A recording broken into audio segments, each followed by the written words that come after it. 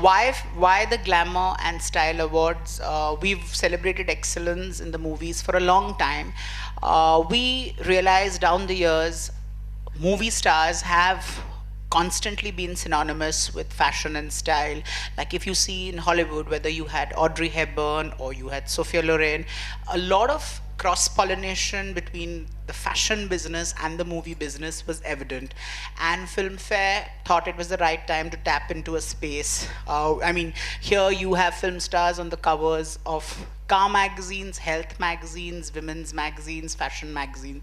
So it just seemed right for Filmfare to be at the fashion, glamour, and style scene. Filmfare has always, I think, epitomized glamour in its own way, and has, I think, the most tremendous legacy where it comes to not only publication houses, but also I think the legacy of cinema that it's always forged forward with. I think ever since Jitesh and his wonderful team have taken over the reins of Filmfare, it's not only provided, I think, great entertainment stories, great information about cinema, but has always pushed the fashion and glamour envelope and taken it to a larger level. I think this particular event, which Ciroc has very graciously supported, I think has added to the repertoire and the grand legacy that Filmfare is so known for. Filmfare has vintage value, Filmfare has entertainment value, and now Filmfare has tremendous fashion and glamour value.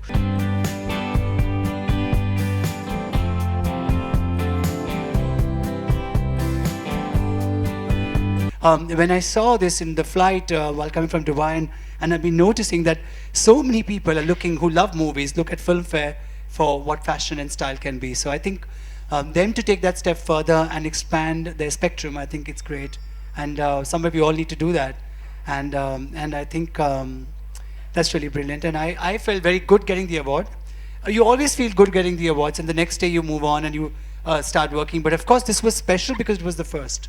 So I'm very happy to win the first Glamour and Style Awards by Filmfare. But here and say Karan plays this lean mean machine, so that's your scoop. And those who have sneak peeked it say they couldn't believe that Karan could have played mean with so much aplomb. So he's really mean. I'm not mean. Like when somebody asks me like, oh, you're playing a villain, and I have to like correct them and say, I'm not like Mogambo or anything like that.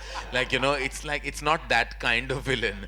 It's a little bit of a, well, it's a grey character which ventures into the black once in a while.